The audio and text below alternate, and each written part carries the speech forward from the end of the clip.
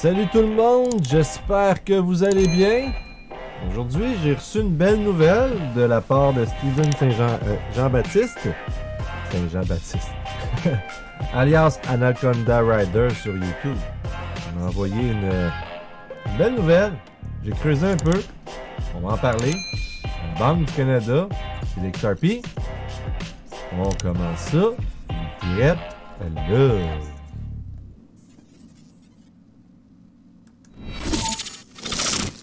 Salut gang, j'espère que vous allez bien. Je voulais dire merci à Mourad, dernier abonné. J'ai juste le goût de te dire, il était temps. Il était temps que tu t'abonnes, Mourad. Non, je pense que tu as déjà été abonné. Il est dû arriver quelque chose entre temps. Anyway, c'est pas plus important que ça. Je suis content que tu t'aies abonné, bien sûr. La vidéo avec Dude hier, je pense que le monde l'ont grandement apprécié. Merci encore à tout le monde. Merci à l'intervention de Philippe et de Focus EIV et Michael. Merci d'avoir passé dans le channel. Un beau 3 heures sur Flare, c'était débile. Donc, j'ai reçu une nouvelle aujourd'hui de Steven Jean-Baptiste et ça parle de la Banque du Canada. Donc, je vais développer sur cette nouvelle. Je vais vous montrer quand la nouvelle va arriver, je vais vous montrer c'est quel article. Je voulais juste commencer avant. On va rester quand même en mode spéculation, mais les liens sont forts. J'ai toujours de la misère des fois à cerner, on dirait Corda R3. Quel est le moment où ils utilisent XRP ou où ils font juste utiliser genre le service de messagerie, genre je sais pas trop. Mais je vais faire des bons liens, je pense. Des très très très très bons liens. Mais je vais commencer tout d'abord par un tweet de Sir Gordon Gekko. C'est pas mon préféré. Je l'ai vu passer dans une vidéo aujourd'hui. Puis quand j'ai reçu la nouvelle, j'ai comme tout de suite pensé à cette nouvelle-là. Mais c'est dans le domaine, on peut pas dire de la nouvelle officielle. C'est quelqu'un qui garde l'anonymat, qui parle au nom de quelque chose. Mais je vais vous le lire, c'est celle-là ici. C'est une photo qui était sur les, je pense, c'est les 4chan et compagnie. La personne est anonyme, ça s'appelle Anonymous. Elle dit Last update. Also pic of the insider webinar for the people who want more proof. Fait que j'imagine que c'est la petite photo qu'on voit ici. Qu'est-ce que ça me dit? Ça ne dit rien encore. I won't tell you where I work since it's a risk to my job. Je ne vais pas vous dire où est-ce que je travaille vu que c'est un risque pour mon emploi. The next coming month are considered probably the biggest Ripple conference due to a deal that is most likely going to go through with Bank of Canada and Bank of Brazil. Donc, dans les prochains mois sont considérés comme étant probablement les plus gros des conférences de Ripple à cause d'un deal qui a été fait qui va probablement être entre la Banque du Canada et la Banque du Brésil. XRP will be adopted by Bank of Brazil in the upcoming months. XRP va être adopté par la Banque du Brésil dans les prochains mois. Bank of Canada is found of adoption but still not confirmed. Banque Canada s'en va vers l'adoption, mais c'est toujours pas confirmé. ODL will be increased for financial institutions. This is huge. ODL va grimper pour les institutions financières. Ceci est gros. There's no ETA. Je me souviens plus ce que ça veut dire exactement, ETA. Mais je pense, me semble que ça veut dire quelque chose comme une date un peu officielle. On public announcement, but still looking around September 16. Ripple Swell Conference. Fait qu'il n'y a pas d'annonce, il n'y a pas de date d'annonce coulée dans le béton, comme on dit. Mais ça ressemble que ça va être annoncé à l'entour du 16 septembre, donc dans 2 jours, à la conférence Swell de Ripple. Je vais mettre plus d'informations le 13 août, le 26 août, le 2 septembre et finalement le 16 septembre de cette année. Là, je vous dis, je reviens de travailler, j'ai pas creusé. Je crois qu'il y a matière à creuser dans qu'est-ce qu'on s'en va. Beaucoup, beaucoup. Fait que tous ceux qui sont alentours puis qui peuvent donner des renseignements, je pense qu'on peut aller chercher quelque chose d'intéressant. Il y a des gros PDF à la Banque Canada que je suis tombé tantôt. Pas le temps non plus de faire tout le tour des PDF. J'ai fait des recherches pour les mots-clés Ripple, Corda, XRP, Blockchain. Rien. c'est le silence dans tous les PDF que j'ai été. Il n'y a rien qui pointe vers là. Pourtant, il parle de RTGS, Real-Time Growth Settlement, et à quel point ils peuvent utiliser des comptes Nostro ou pas. Nanana. Fait que c'est ça que ça dit. Là, on se revient sur l'autre photo d'avant. Ils disent aussi le 16 août, ils disaient Are you in denial about nothing that XRP has done or holding on some delusional fantasy that it will moon? Est-ce que vous êtes en déni que XRP ne va pas aller plus loin, quoi? Il va pas aller mooner. Just because you don't see what's going on, juste parce que vous voyez pas ce qui se passe, ça veut pas dire qu'il n'y a rien qui arrive en arrière de la scène. Trump a dit le mot XRP plus qu'une fois en privé. Après ça, y a-t-il d'autres choses? Ouais, ici, il parle que le marché, le real estate, le marché immobilier va crasher en 2021. Attendez pour avoir, il va y avoir vraiment des bons deals. La Fed va utiliser XRP à 100%. Apprenez après, à propos de R3, c'est là que je m'en vais. XRP va pas mooner à cause des banques vont l'utiliser pour le moment, seulement pas pour le premier événement. Donc, XRP va pas mooner à cause que les banques vont l'utiliser, mais pas... Mais c'est comme s'ils sous-entendaient que oui, il va le faire, mais pas pour les premiers événements. OK? Je voulais juste vous mettre ça. Je trouvais ça intéressant avec la nouvelle que j'ai reçue. Voici la nouvelle que j'ai reçue de Steven Jean-Baptiste. Estimation de l'utilisation des liquidités et des retards de paiement du nouveau système canadien de paiement de grande valeur, qui en anglais c'est RTGS. Dans le cadre de la modernisation de son infrastructure de paiement de base, le Canada remplacera le système de transfert de grande valeur STPGV par un nouveau système de règlement brut en temps réel RTGS appelé LYNX. Donc le système qu'on parle ici, on parle d'un système qui s'appelle LYNX. Une question importante pour les décideurs est de savoir comment LYNX doit être conçu. Cet article présente des résultats de simulation pour aider à la conception de LYNX.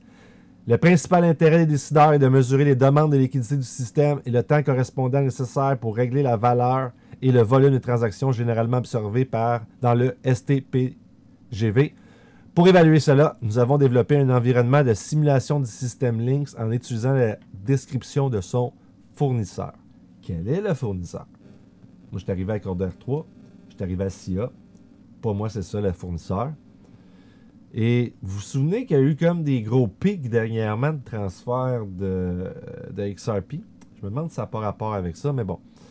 Parce qu'il dit, nous avons développé un environnement de simulation du système LYNX.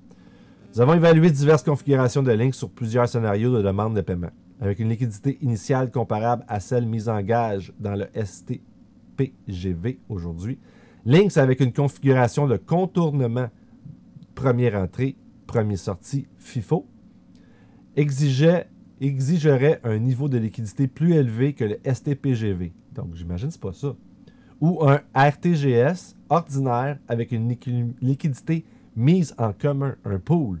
Cela suggère que LYNX pourrait être rendu beaucoup plus efficace, ce qui justifie des recherches supplémentaires. Ça, c'est l'article que j'ai reçu d'Anaconda Rider sur YouTube.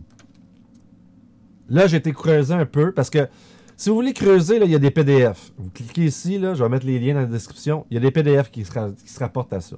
OK? Là, j'ai été voir un autre ici qui date, lui, de septembre 2020. Le Canada dispose actuellement de 2 systèmes de paiement de base pour traiter les transferts de fonds entre les institutions financières. Le système de transfert de grande valeur STPGV et le système automatisé de compensation et de règlement SACR. Ces systèmes seront remplacés au cours des prochaines années par 3 nouveaux systèmes. LYNX, le Settlement Optimization Engine, SOE, et le Real-Time Rail. Ça aussi, c'est intéressant. Je n'ai pas été creusé, mais j'ai l'impression que Real-Time Rail pourrait être intéressant à fouiller. La migration des paiements actuels vers de nouveaux systèmes pour introduire des risques pour le système de paiement tels que des risques de crédit en fin de journée ou la fraude. Un peu comme les repo market que je dirais avec les crédits de fin de journée ou la fraude. D'ailleurs, on a eu un article dernièrement disant que de Swift qui disait que, ben écoute, le dollar est beaucoup plus utilisé pour le blanchiment d'argent que la blockchain. Drôle de façon de voir les choses. Changement à 180 degrés de la part de Swift. Pour mieux comprendre et traiter ces risques, nous utilisons des données historiques du STPGV et du SACR et une approche de choix discret pour estimer la demande d'instruments et de paiement et de systèmes de paiement. Nous découvrons les préférences des utilisateurs finaux et des institutions financières dans leurs décisions respectives sur les instruments et systèmes de paiement à utiliser. Sur cette base, nous effectuons des simulations contrefactuelles pour prédire la demande des futurs systèmes.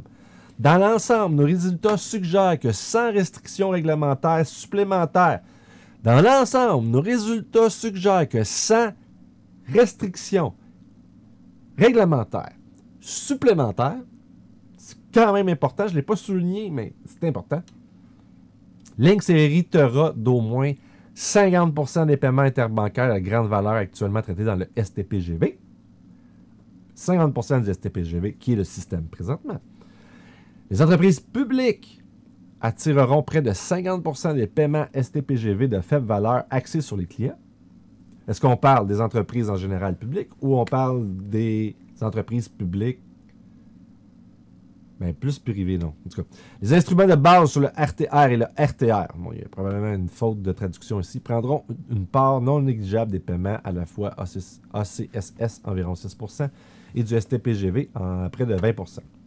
Ces schémas de migration soulèvent des questions politiques importantes, telles que celle de savoir si les futurs systèmes devraient être soumis à des plafonds de valeur et ou à des exigences de garantie plus élevées.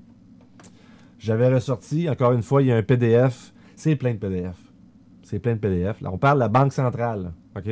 On parle de la Banque centrale du Canada. C'est pas une compagnie de banque comme HSBC ou comme Banque de Montréal. Non, non. C'est Bank of Canada, la Banque du Canada. Bon. Là, j'ai fait une recherche SIA avec Bank of Canada. Je suis arrivé là-dessus vite, en partant. Comme je vous dis, là, je viens d'arriver de travailler. C'est pour ça que je vous dis que c'est pas coulé dans le béton. J'ai pas fait des recherches super, mais je pense que ça valait la peine de faire une vidéo pour au moins mettre la table. Comme s'il y a des gens qui veulent arriver et dire autre chose, ça serait intéressant. Donc, le titre de Paiement Canada, qui est aussi, il me semble, une société gouvernementale. Paiement Canada choisit SIA comme fournisseur de l'application Lynx, le nouveau système de paiement de grande valeur du Canada. Ceci date du 28 octobre 2018, fait à Ottawa, où ce que est la capitale du Canada, où ce que le Parlement est. Paiement Canada a annoncé aujourd'hui la sélection de SIA comme fournisseur de l'application Lynx, le nouveau système de paiement de grande valeur du pays. Cette étape de la modernisation des paiements fait suite à un vaste processus d'approvisionnement auquel ont participé des partenaires clés de l'industrie, y compris des institutions financières canadiennes. En 2017, Paiement Canada a publié une liste de fournisseurs invités à participer à un processus d'approvisionnement concurrentiel pour Lynx. Ce processus est terminé. Paiement Canada a retenu SIA comme fournisseur de l'application Lynx, sous réserve de la négociation de l'accord final et de l'approbation réglementaire finale. SIA travaillera en étroite collaboration avec Paiement Canada et les principaux intervenants de l'industrie à l'élaboration de la prochaine version de la solution logicielle de règlement brut en temps réel pour répondre aux besoins énoncés pendant les consultations sur l'avenir du paiement au Canada, conformément aux normes rigoureuses canadiennes et internationales en matière de risque. SIA est bien connue sur le marché mondial comme chef de file en matière d'infrastructure et de services de paiement. L'entreprise fournit à un certain nombre de pays comme le Danemark, la Norvège, la Suède, des systèmes RTBR mis au point par sa filiale en propriété exclusive Perago, le Centre d'excellence et de compétences pour les solutions bancaires centrales. Donc, la mise en œuvre de Lynx est une composante fondamentale de l'initiative pluriannuelle de modernisation des paiements de Paiement Canada visant, puis là j'ai vu, c'est à transformer l'écosystème des paiements du pays. Le nouveau système remplacera l'actuel système de paiement de grande valeur du Canada et reposera sur la norme de messagerie mondiale ISO 222. D'accord? C'est bien ça.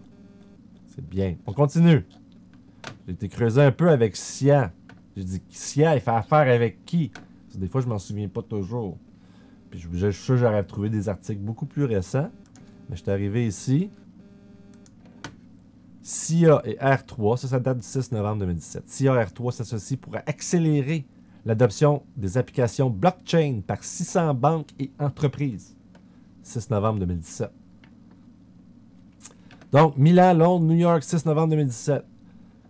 SIA et R3 ont lancé un partenariat stratégique visant à accélérer le développement et l'adoption des applications blockchain à l'échelle mondiale en tirant parti des 600 nœuds de SIANet fournis aux institutions financières, aux entreprises et aux administrations publiques. Dans le cadre de ce partenariat, SIA construira un réseau sécurisé et protégé appelé SIA Chain qui sera intégré à la plateforme Corda de R3 pour permettre aux clients de SIA d'exécuter Cord dApps, des applications conçues spécifiquement pour répondre aux besoins des institutions du secteur bancaire et financier. Les premiers Cord dApps sur SIA Chain seront disponibles à partir du premier trimestre 2018. Je vais continuer à le lire, ça risque d'être intéressant. L'objectif principal est de permettre l'utilisation des Cord apps via l'architecture SIA Chain qui garantit leur pleine disponibilité et leur utilisation, garantissant un contexte de fonctionnement standardisé aux membres enregistrés de la communauté spécifique. Les banques, les entreprises et les administrations publiques ont de plus en plus besoin de coopérer efficacement dans la gestion de processus complexes en réduisant les délais, les coûts et les risques opérationnels. Puis on n'en parlait pas plus tard qu'hier avec Flare. Exactement la même affaire.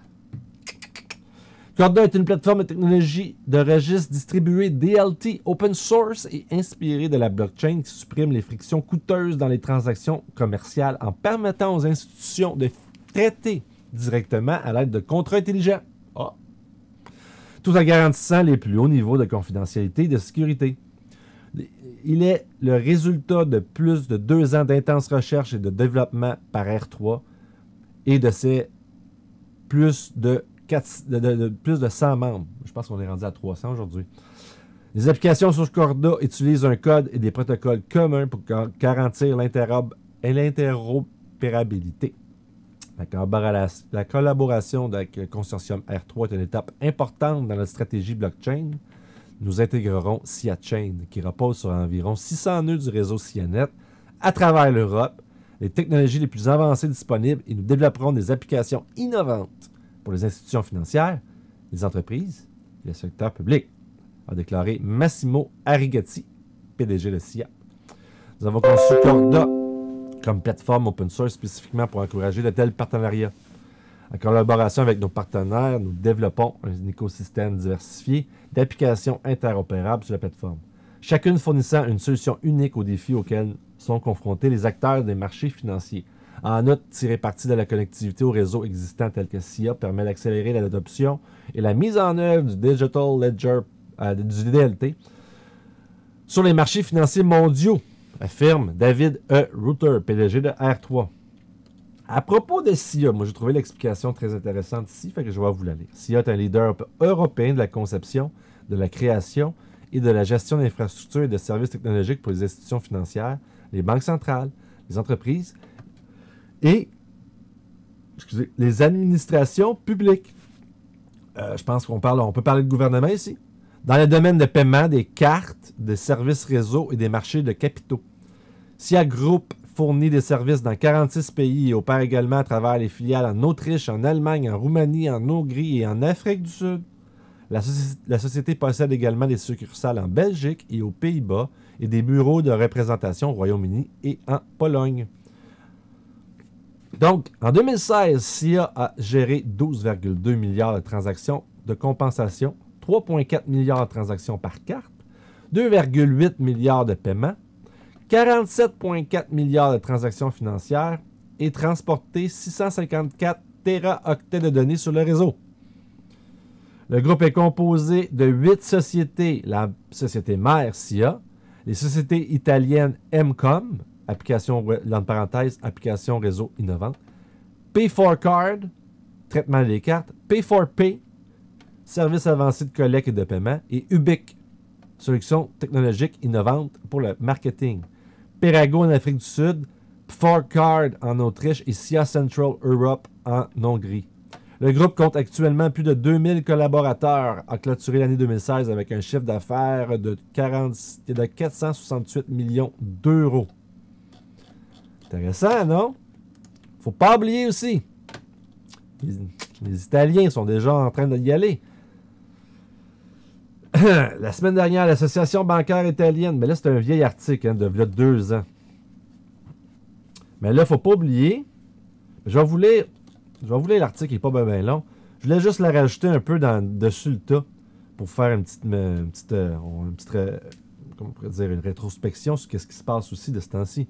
La dernière semaine, l'Association bancaire italienne Associazione Bancaria Italiana, je ne sais pas si je le dis comme il faut, mais j'ai du fun à le dire, ABI, a déclaré qu'elle est entrée dans la phase de pré-production de son Spunta Project, une plateforme blockchain pour les rapprochements interbancaires. Le nombre de participants à l'initiative Abilab est passé de 14 banques il y a 4 mois à 18. Elle représente 78% des banques italiennes en nombre d'employés. Et aujourd'hui, on est rendu à 100%. Là. 3 entreprises technologiques soutiennent le projet. Et là, j'adore voir ce nom-là. NTT Data est le développeur. NTT, écoute, ça se peut que je me trompe, mais c'est le fameux PDF qu'on voit un timeline, une échelle de temps pour dire genre l'adoption de la blockchain, comment elle va se passer, ça nous vient d'NTT. La société italienne de réseau d'entreprises SIA fournit l'infrastructure réseau. SIA prend également en charge 40% des transactions SEPA, qui est le principal mécanisme de paiement en Europe. Et la plateforme est basée sur le protocole de chaîne de blocs Corda de R3. Au niveau réseau, il est prévu de tester la stabilité de la plateforme et de simuler les volumes de transactions de production pendant 365 jours. Donc, je ne sais pas si ça vaut la peine que je continue en tant que tel, parce que là, j'arrive avec cette dernière article pour terminer la vidéo, qui nous date du 30 avril 2019, qui nous vient de Finextra. Blockchain Corda Settler, Ripple et Swift, un mariage à 3.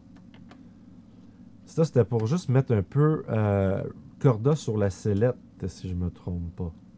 Ouais, en tout cas, il y a beaucoup de choses intéressantes dans cet article-là.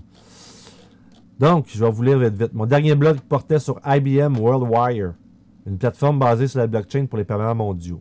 Ripple est un autre concurrent dans le monde des paiements blockchain sur lequel j'ai régulièrement écrit. Les deux ciblent ainsi le réseau de messages de paiement centralisé Swift. IBM et Ripple ne sont cependant pas les seuls acteurs du monde des paiements blockchain.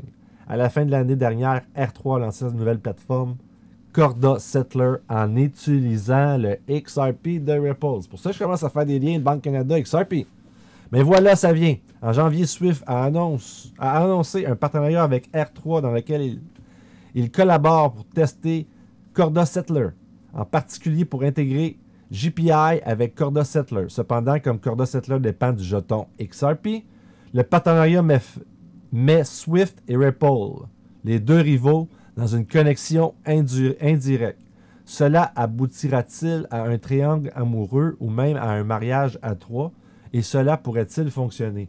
Et encore une fois, je reviens encore sur cette lettre du PDG ou le CEO de Corda que j'avais lu, qui mettait l'emphase à quel point que les prochains temps, les compagnies devront s'entraider pour travailler ensemble. Donc pour moi, avec Corda, avec Ripple, c'est un mariage à 3 qui peut se faire avec Swift. OK? Demandez-moi pas qui fait qui, là. Bon, fait que ça, là, cet article-là, c'était bon parce que moi-même, des fois, je suis perdu dans le monde du Corda parce que c'est pas tout le temps Corda qui va nécessairement utiliser XRP parce que je pense qu'à un moment donné, il y a plus une phase test avec la messagerie qui se passe présentement en Italie que de dire qu'on utilise officiellement l'XRP en Italie. On est tous d'accord. Mais un amène à l'autre. Un est comme le pied dans la porte pour l'autre. On s'entend. J'espère. Je me trompe pas. Puis je sais pas que je me trompe. Et n'hésitez pas à me dire ce que je me suis trompé dessus. En décembre de l'année dernière, R3 a annoncé le lancement de Corda Settler. Corda Settler est conçu de manière à offrir aux entreprises un nouveau moyen rapide, sécurisé et fiable de déplacer des actifs cryptographiques et traditionnels sur un registre distribué. L'application Corda Settler est une application décentralisée open source, DApp, qui s'exécute sur la blockchain Corda. Il vise à faciliter les paiements mondiaux, entre parenthèses crypto, sur les réseaux de chaînes de blocs d'entreprise avec le XRP de Ripple comme devise de base. Level the playing field. Corda Settler se concentre ainsi sur le règlement des transactions de paiement entre les actifs cryptographiques et traditionnels au sein des blockchains d'entreprise. Corda Settler utilise XRP. Corda et Ripple sont des plateformes de blockchain open source axées sur les services aux entreprises. Par conséquent, il est logique que Corda ait sélectionné XRP. Je ne suis pas sûr si je vois bien le rapport de sa phrase, mais bon, l'important c'est de comprendre qu'il utilise XRP. La crypto-monnaie mondialement reconnue comme première et seule crypto-monnaie prise en charge pour le règlement sur la plateforme. Ce déploiement de Corda Settler et sa prise en charge de XRP en tant que premier mécanisme de règlement est une étape importante pour montrer comment les puissants écosystèmes cultivés par deux des communautés crypto et blockchain les plus influentes au monde peuvent travailler ensemble. Alors que Settler sera ouvert à toutes les formes d'actifs cryptographiques et traditionnels, cette démonstration avec XRP est la prochaine étape logique pour montrer à quel point l'acceptation et l'utilisation généralisée des actifs numériques pour transférer de la valeur et effectuer des paiements peuvent être obtenus, ce qui nous dit Rachel Gendall Brown, directeur technique chez R3.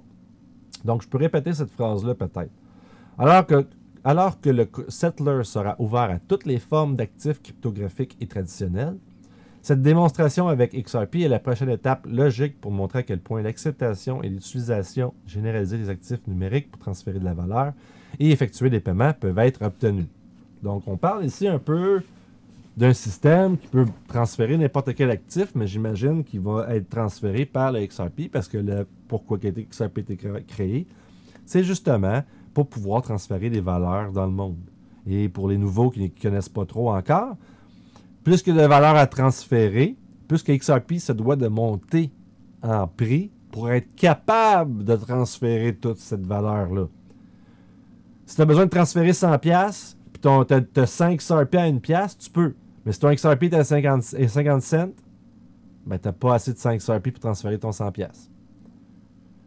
Bon, je vais mettre un petit peu ça de même.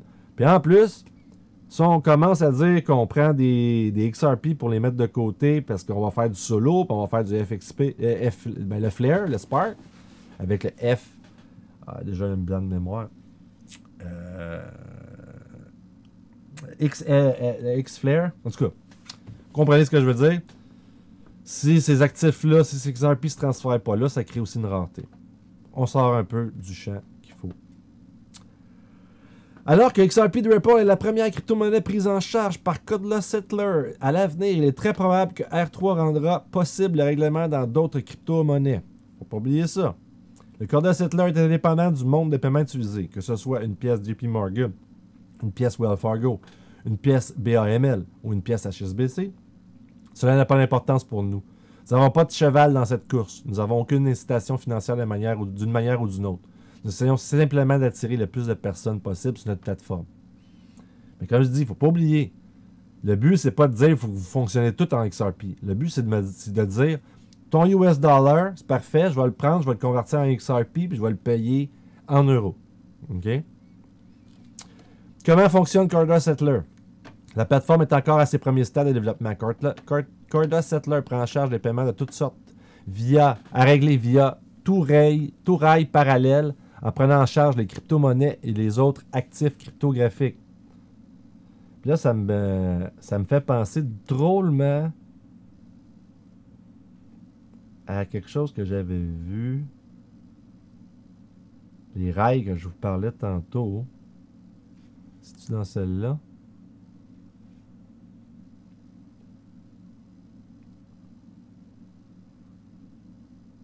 Ah, c'est où? RTR. C'est ça, RTR, me semble. C'était où j'ai vu ça? Désolé, là. Ça sera pas bien long. Ah, ça sera pas bien long.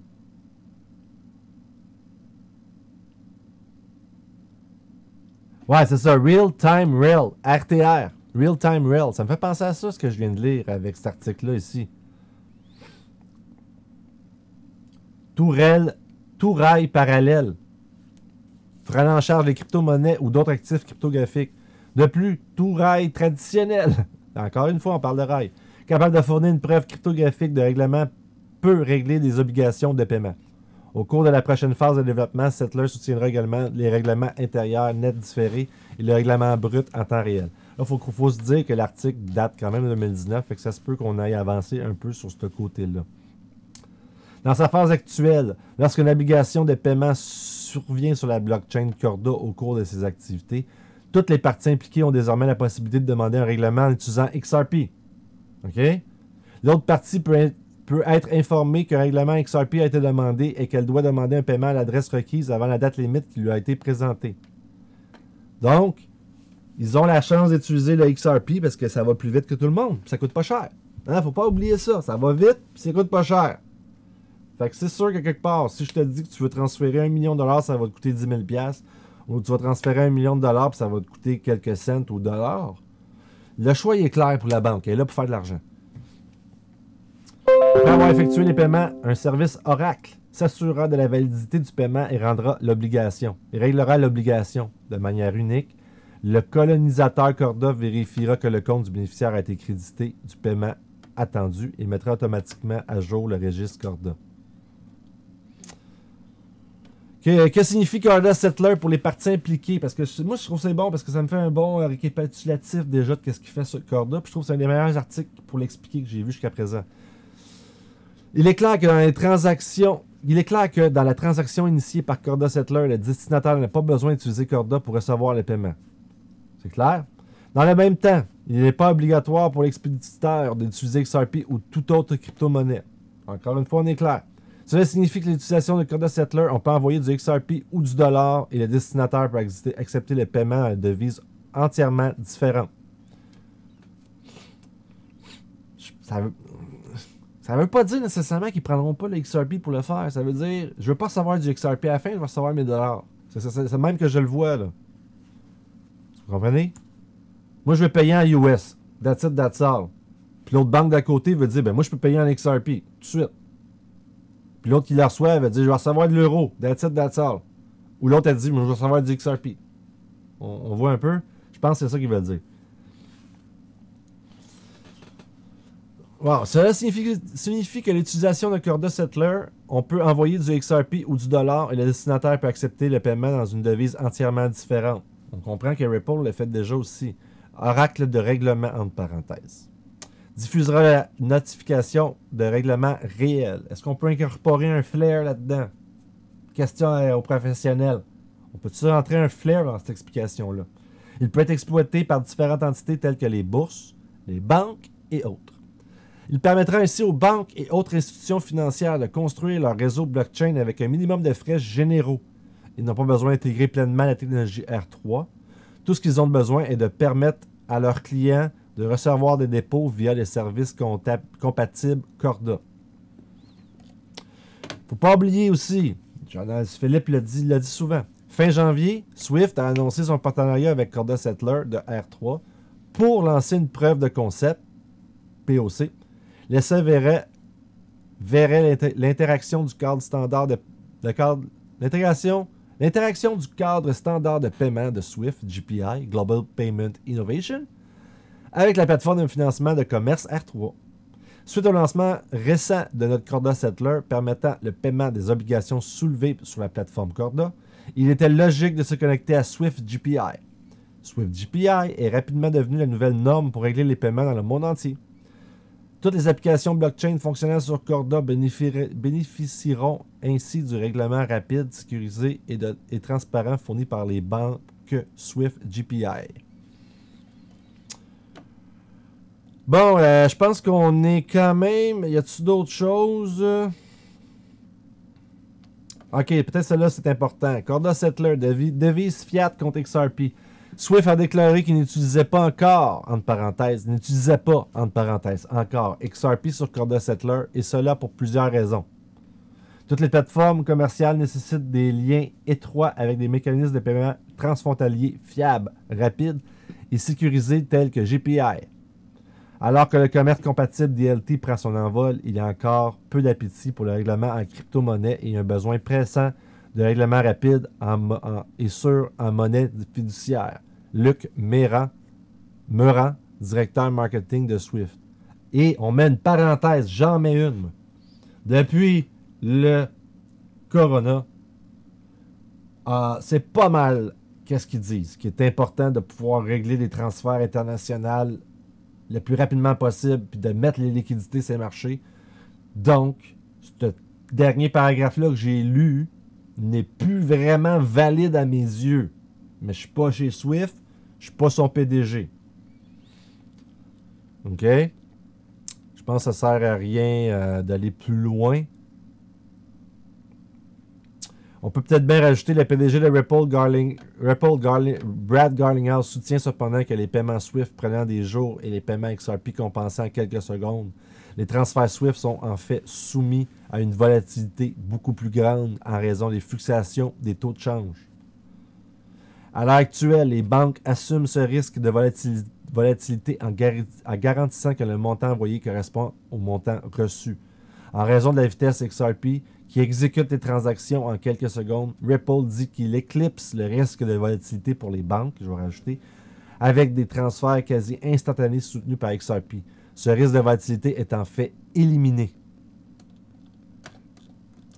Donc, ça va être ça pour aujourd'hui. J'espère que vous avez apprécié cette vidéo. C'est intéressant. Je pense qu'on peut faire un lien entre la Banque du Canada qui a dit officiellement qu'il utilisait SIA. SIA ici. SIA est un partenaire avec Corda, qui est ici. SIA Corda, c'est ceci. Et Corda R3, ben, ils sont avec Swift, puis ils sont avec Ripple.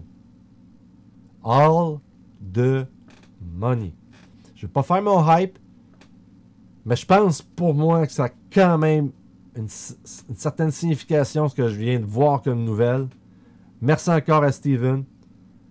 Je pense que le lien est presque fait. Presque fait. En plus de cette pseudo fausse nouvelle, ou vraie nouvelle, on ne sait pas, de quelqu'un qui dit qu'il fait partie de ces espèces de webinars, que ça va être gros. Puis d'ailleurs, ce que j'ai entendu dire aussi, c'est qu'ils vont faire pomper le XRP pour sortir toutes les mains faibles.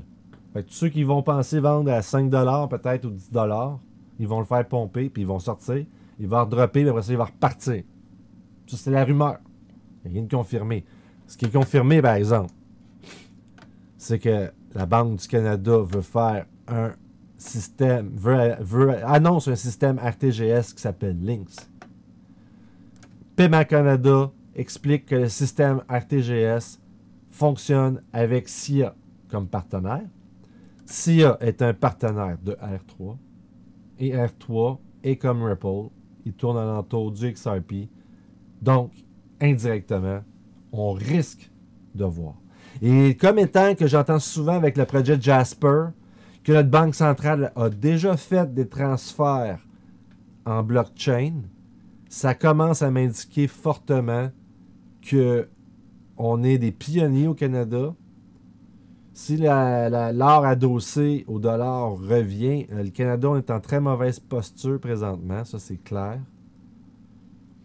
Mais vu qu'on est pionnier en blockchain, ça se peut qu'on s'en tire. Puis là, en plus, qu'on ait des annonces de même la Banque du Brésil, puis que la Banque du Canada utiliserait en domaine de liquidity de manière non officielle, je trouve que ça se tient debout. Je suis pas du genre à ramener des nouvelles de même nécessairement tout le temps, là. Mais là, j'ai vu un beau lien. J'espère que vous avez aimé tout le monde. N'hésitez pas à laisser un like, comme d'habitude, à laisser un commentaire. Si je me suis trompé, dites-moi là. Si vous voulez amener des données que je n'ai pas prises en compte, n'hésitez pas. Abonnez-vous, partagez là-dessus. Je vous laisse, je vous aime beaucoup. Comme d'habitude, n'oubliez pas, aimez-vous pour mieux aimer les autres, pour mieux que les autres puissent vous aimer. Bien simple de même. Je vous laisse. Je m'en vais faire mon souper. Je vous aime.